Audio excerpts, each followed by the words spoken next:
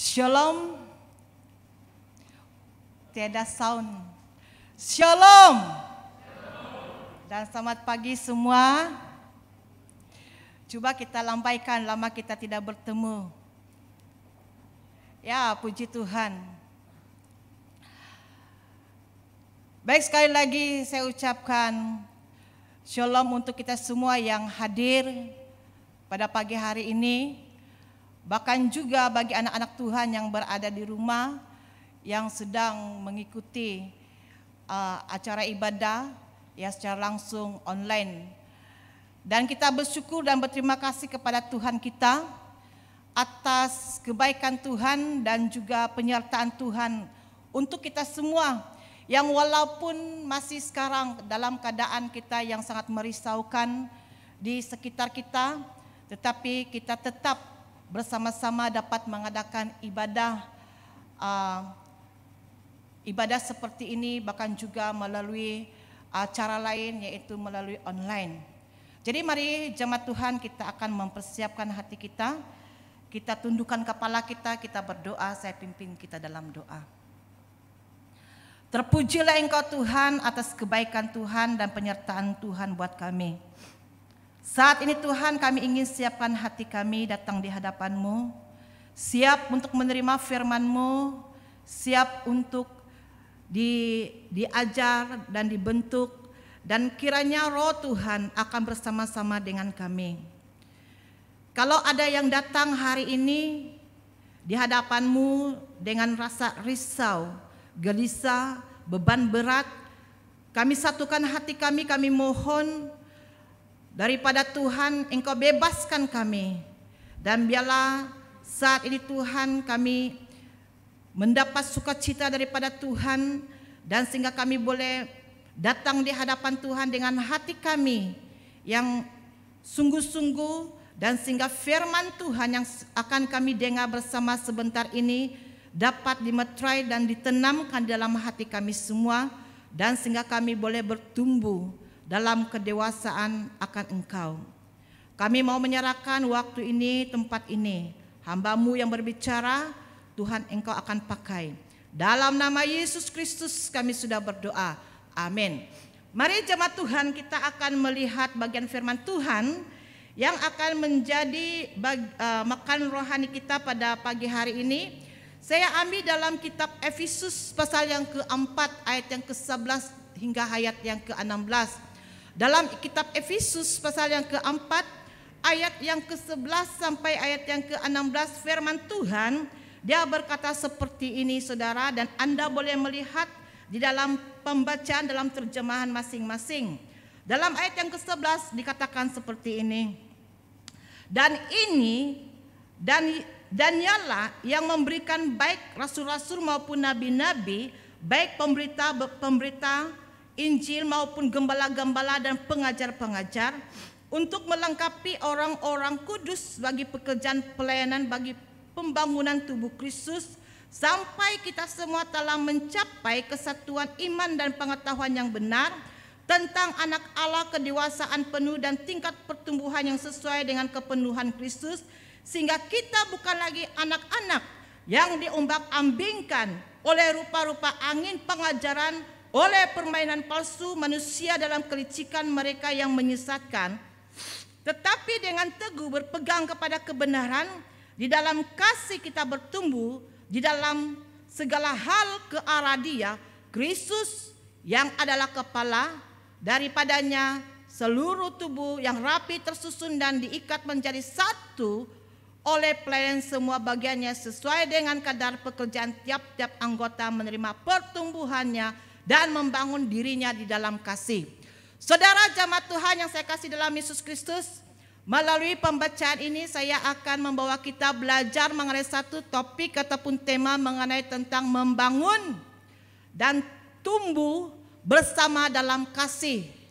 Ya, sekali lagi saya katakan membangun dan tumbuh bersama dalam kasih. Saudara jemaat Tuhan, surat Efesus ditulis Rasul Paulus dengan tujuan supaya para pembaca surat dapat bertumbuh dalam iman, dalam kasih, dan dalam penyataan Bapa yang mulia. Nah, kita juga melihat adanya sikap yang eksekutif dan memisahkan diri dari orang-orang Yahudi yang telah bertobat kepada orang-orang kafir yang sudah menjadi Kristen. Dan karena itu saudara, kita dapat melihat tema utama kitab Efesus ini adalah kesatuan dalam persatuan jemaat. Nah, dalam teks yang telah kita sudah baca tadi, di mana kita dapat melihat bahwa Rasul Paulus menyatakan tugas, panggilan gereja dan orang-orang percaya yang dirumuskan secara singkat dan padat dalam tema membangun dan tubuh bersama dalam kasih. Nah, saudara-saudara yang saya kasih dalam Yesus Kristus, dalam tema ini ada 3 hal yang penting yang kita harus pelajari. Yang pertama adalah membangun, yang kedua tubuh bersama, dan yang ketiga kasih yang akan kita pelajari bersama-sama. Saudara-saudara jemaat Tuhan yang saya kasih dalam Yesus Kristus, dari ayat yang ke-11, di situ kita akan dapat 11 hingga ayat 13, di situ kita dapat menyimpulkan yang pertama adalah tentang membangun. Ayat 11 dikatakan bahwa dalam mewujudkan tugas panggilan untuk membangun, Rasul Paulus dia memberikan sebuah senarai tugas para hamba Tuhan dengan sistem organisasi yang sangat mantap, saudara. Di mana Rasul Paulus juga memberi gambaran yang baik bagi gereja adalah tubuh Kristus dan semua orang percaya adalah anggotanya. Saudara-saudara yang saya kasih dalam Yesus Kristus, Tuhan juga telah memberikan karunia roh kepada tiap-tiap orang. Ada rasul, ada nabi, ada penginjil, ada guru, dan ada gembala. Sebagai tubuh Kristus yang sehat, saudara, maka ianya harus aktif. Semua bagian tubuh harus dapat melakukan tugasnya dengan kesatuan. Ayat yang ke-12, saudara, mengatakan bahwa pekerjaan pelayanan bagi pembangunan tubuh Kristus itu harus dilakukan bersama-sama. Nah, dari ayat yang ke-13 pula dikatakan bahwa dalam melakukan pelayanan pembangunan tubuh Kristus, kita tidak dapat melakukannya seorang diri. Dalam hal ini saudara, sangat jelas sangat menunjukkan bahwa kita itu disuruh untuk melakukan tugas pelayanan kita sampai kita semua itu mencapai kesatuan. Maksudnya di sini bahwa jika dalam tubuh hanya tangan sahaja yang bekerja, pekerjaan itu tidak akan terjadi. Jika badan, jika kaki, seluruh tubuh kita itu tidak akan bekerja sama. Inilah yang perlu kita harus renungkan, bahwa dalam tubuh Kristus kita tidak boleh naik sendiri, ya, tanpa kita akan menghiraukan orang yang ada di bawah. Tidak ada yang dikatakan orang hebat ataupun yang paling tidak hebat, saudara. Karena jika kita menjadi yang terhebat sekalipun, apa yang dapat kita banggakan jika di antara anggota tubuh kita itu tidak banyak yang tidak hebat, ya? Apa yang kita harus banggakan? Kita perlu ingat bahwa kita satu tubuh dalam Kristus. Saudara-saudara yang saya kasih dalam Yesus Kristus, begitu juga dalam membangun tubuh Kristus dalam konteks gereja kita. Kita semua orang percaya adalah anggota tubuh Kristus.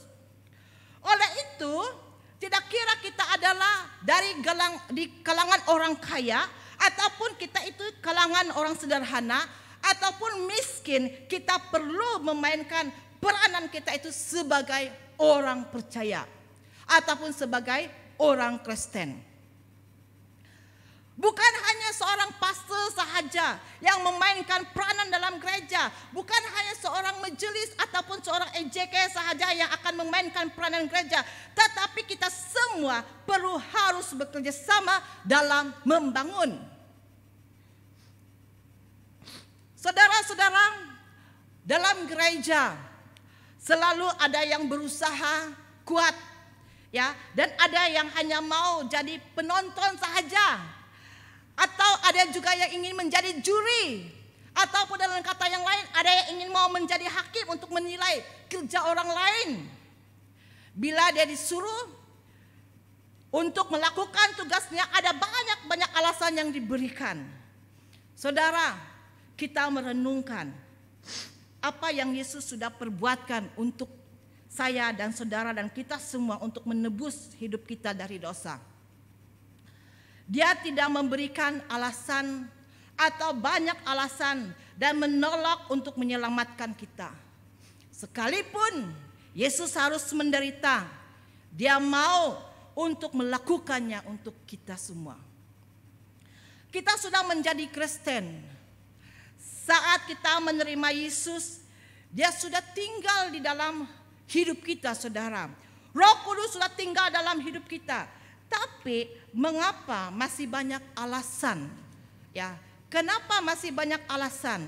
Karena kita tidak ada inisiatif untuk melakukan. Tidak ada kerinduan untuk melakukan. Tidak ada keinginan.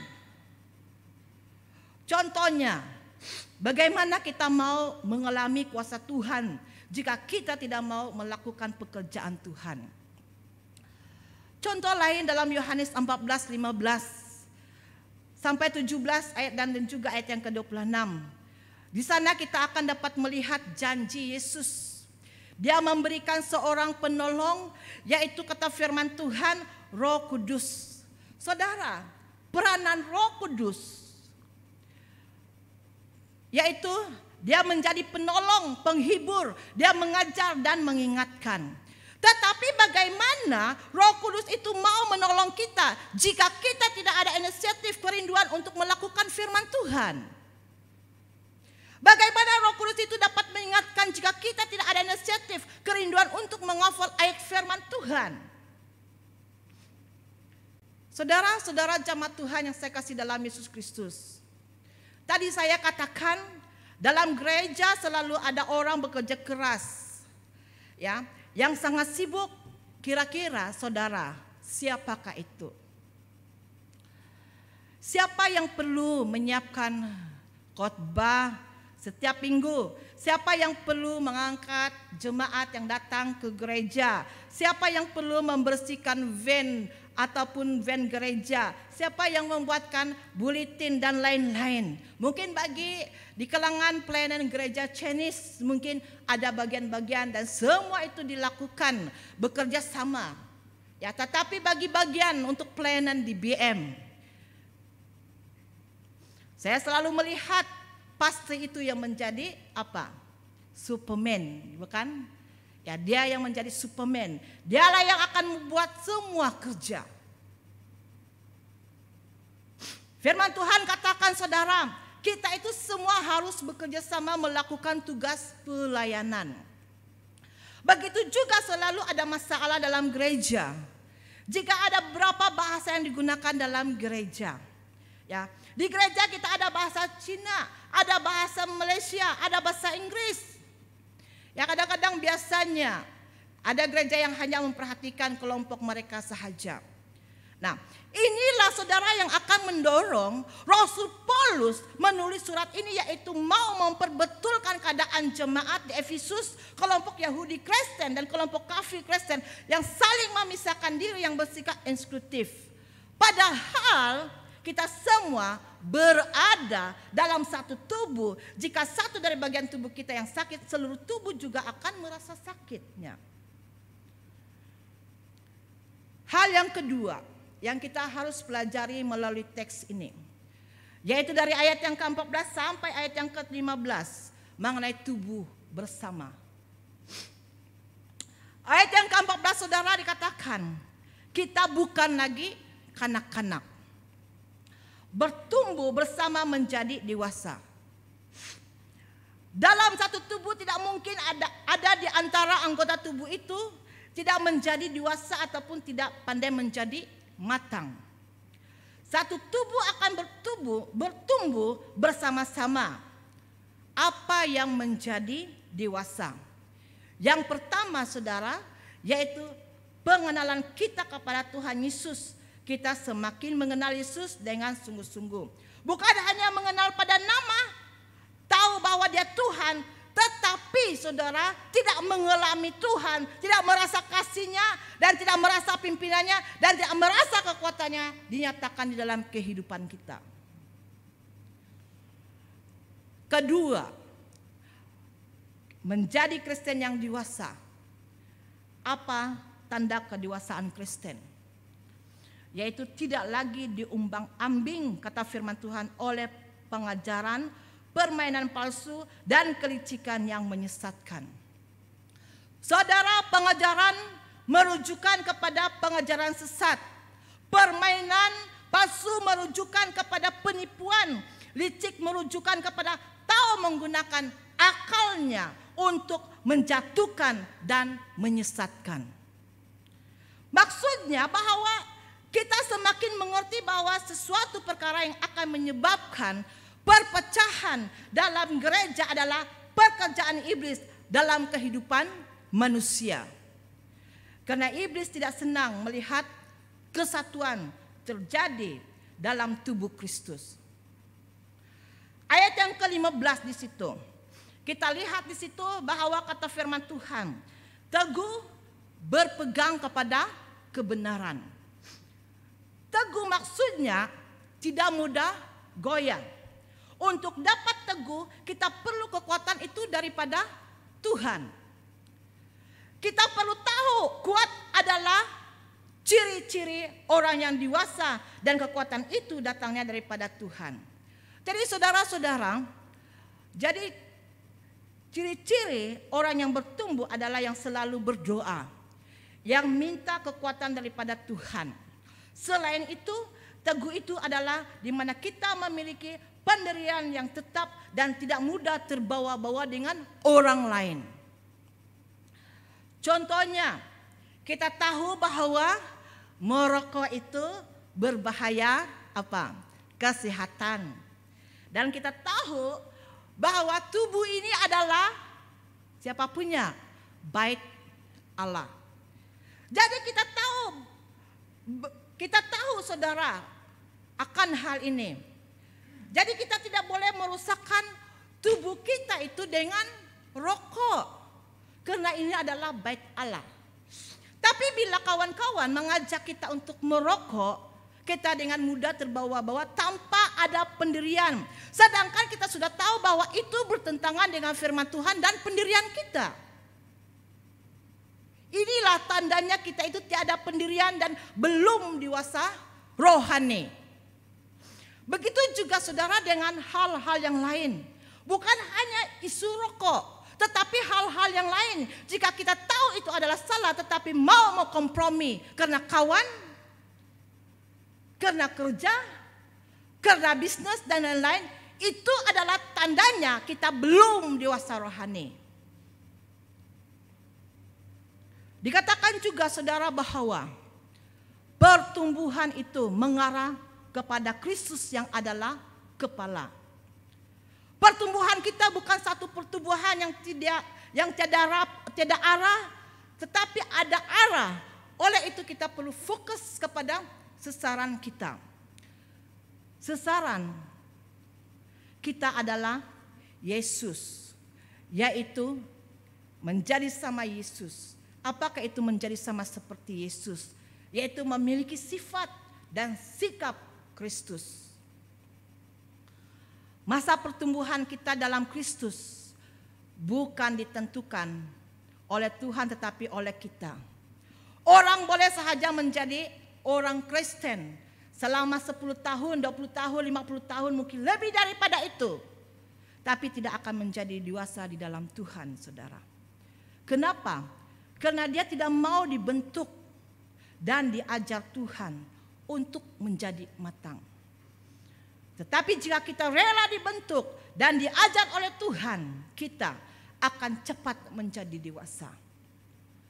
Kita perlu tahu bahwa Tuhan sudah menyediakan segalanya untuk kita. Hanya bagaimana kita mau menerimanya. Apalagi yang Yesus belum lakukan bagi saya dan saudara. Jadi manusia sahaja dia mau. Disiksa sahaja dia mau. Mati disalib pun dia mau. Apalagi yang tidak dilakukannya untuk kita, saudara. Untuk menolong kita, pasti dia mau. Untuk memulihkan kita, pasti dia mau. Untuk menyelamatkan kita, pasti dia mau. Hanya kita, apakah kita mau? Persoalannya hanya apakah kita mau. Masalahnya bukan apakah kita boleh, tetapi apakah kita mau diubah, dibentuk dan diajar oleh Tuhan menjadi sesuai kehendaknya. Namun yang perlu kita ingat, bahwa kita tidak boleh dewasa sendiri, bertumbuh sendiri. Tetapi kita perlu bertumbuh bersama. Maksudnya jika kita melihat saudara kita yang lemah rohani, yang semakin mundur, selalu tidak datang ibadah, ya, kita perlu menolongnya, kita perlu mendorongnya, kita perlu melawatnya, kita perlu memberikan semangatnya supaya kita sama-sama dapat bertumbuh. Maksudnya di sini, jangan tunggu pastor yang pergi melawat, jangan tunggu pastor yang mendorong dan memberi semangat, tetapi kita perlu ada inisiatif untuk pergi karena kita adalah sama-sama anggota tubuh Kristus. Inilah tandanya kita mau bertumbuh bersama. Kita perlu memberi dan mengampuni. Memberi segala yang diperlukan supaya saudara kita dapat bertumbuh dan mengampuni jika dia tidak dapat melakukan sesuai dengan apa yang kita inginkan. Hal yang terakhir, ayat yang 16, ayat yang ke-16. Di situ kita dapat melihat mengenai berbicara tentang kasih. Tubuh itu bersatu karena urat-urat yang akan mengikat kita menjadi satu tubuh. Kasih itulah yang mengikat kita dalam satu tubuh. Kasih itu bukan kasih kita, tetapi kasih Kristus. Kasih itu ada dua, memberi, mengampuni seperti Yesus. Dia memberi dirinya untuk disalib, untuk menebus kita, supaya kita mendapat pengampunan dari Tuhan. Memberi dan mengampuni hanya dapat dilakukan dalam kasih Kristus. Jadi jelas bahwa dasar dari kesatuan, membangun dan bertumbuh bersama hanya dapat terjadi dalam kasih Kristus. Kasih Kristus adalah dasar segala sesuatu yang kita lakukan dan harapkan, saudara. Apa itu kasih? Kita boleh semak itu kasih itu, apa itu kasih dalam 1 Korintus 13:1-13. Dari ayat yang ke-4 sampai ayat yang ke-6 itu sangat menjelaskan apa itu kasih. Kita tahu bahwa itulah yang menyatukan kita orang percaya dalam satu tubuh Kristus sehingga kita dapat membangun dan tumbuh bersama. Maksudnya bukan kita yang membangun dan tumbuh sendiri. Dengan adanya sabar, dengan adanya murah hati, tidak cemburu, tidak memegahkan diri, tidak sombong, tidak melakukan yang tidak sopan, tidak mencari keuntungan sendiri, tidak pemarah, tidak menyimpan kesalahan orang lain, dan tidak bersukacita karena ketidakadilan. Kita tidak dapat membangun dan tumbuh bersama jika salah satu dari 10 yang dinyatakan. Dan sebenarnya ada lebih dari ini kita dapat lakukan dalam tubuh Kristus ataupun gereja Tuhan atau dalam kehidupan kita sebagai orang percaya. Saudara, dikatakan lagi dari ayat yang 1 sampai ayat yang ke-3. Dikatakan di sana bahwa sekalipun kita dapat bertutur dalam semua bahasa manusia dan malaikat, ada karunia bernubuat, mengetahui segala rahasia, memiliki seluruh pengetahuan, ada ilmu yang sempurna, dapat membagi-bagi segala yang kita ada dan menyerahkan tubuh dibakar. Tetapi kata firman Tuhan, jika itu tidak dilakukan tanpa kasih, Dikatakannya bahwa tidak ada faedahnya, tidak ada gunanya, kata firman Tuhan. Jadi jelas ayat ini menjelaskan bahwa manusia memang dapat melakukan sesuatu yang besar untuk dirinya, untuk keluarganya, untuk masyarakat, untuk negara, dan untuk gereja, dan untuk Tuhan. Tetapi jika yang kita lakukan itu hanya untuk kepuasan diri sendiri, untuk dilihat orang, dan tanpa ada kasih Kristus di dalamnya, semua itu kata firman Tuhan tidak ada faedahnya bagi Tuhan. Apakah kita mau menyenangkan hati manusia ataupun menyenangkan hati Tuhan, saudara? Jadi lakukanlah segala kehendak Allah itu dengan kasih. Barulah kita dapat membangun dan tubuh bersama dalam tubuh Kristus. Saya ingin kita akan merenungkan satu cerita, ya. Cerita dia seperti ini. Ada satu gambaran cerita untuk kita tentang gambaran di surga dan juga keadaan di neraka. Seorang telah dibawa Yesus untuk melawat ke neraka. Dan ketika ia sampai di sana dan ia melihat ada sebuah meja yang besar. Dan di meja itu terdapat makanan yang sedap dan lezat. Dan juga terdapat garpu dan juga suduk yang panjangnya 1 depah. Tetapi nampaknya orang-orang di situ mereka sangat menderita. Dan selepas itu dibawa lagi ke satu tempat, yaitu di surga. Sama seperti keadaan itu. Ada meja, ada makanan yang lezat, ada garpu, ada suduk yang sama panjang. Tetapi orang-orang yang di situ nampaknya mereka bersuka cita dan kenyang dan bergembira. Nah, mengapa saudara? Sebab di tempat yang kedua ini, walaupun mereka sama, ada garpu yang panjang, suduk yang panjang, di mana mereka itu saling menyuap antara satu dengan yang lain. Ya, jadi mereka menikmati makanan yang lezat yang banyak di atas meja itu. Nah, saudara-saudara yang saya kasih dalam Yesus Kristus, ini dapat terjadi karena kasih itu jika dipraktikkan di dalam kehidupan kita. Dari cerita ini saudara, kita boleh dapat melihat betapa pentingnya kasih. Yang susah akan menjadi senang, yang berat akan menjadi ringan. Begitu juga untuk kita dalam kita membangun dan tubuh bersama dalam kesatuan tubuh Kristus ini. Kita perlu dapat saling menolong, saling mendorong, saling bekerja sama, saling memperhatikan dan saling membantu. Tubuh Kristus itu pasti akan dapat membangun dan tubuh bersama di dalam kasih. Oleh itu saudara, mari kita sama-sama kita membangun dan tubuh bersama dalam kasih, sebab kita berada dalam satu tubuh, yaitu tubuh Kristus. Tubuh yang sehat adalah jika semua anggota tubuhnya sehat. Tubuh yang sehat adalah tubuh yang aktif. Tubuh yang sehat adalah tubuh yang bertumbuh bersama menjadi dewasa. Tubuh yang sehat adalah jika semua anggota tubuhnya saling bekerja sama. Tubuh yang sehat adalah jika anggota tubuhnya dan saling membantu dan saling memperhatikan. Jangan kita terkeluar dari tubuh Kristus ini, melainkan kita membangun tubuh bersama dalam Kristus. Mari kita mau berdoa. Terima kasih Tuhan karena pagi hari ini kami belajar untuk membangun dalam tubuh satu Kristus.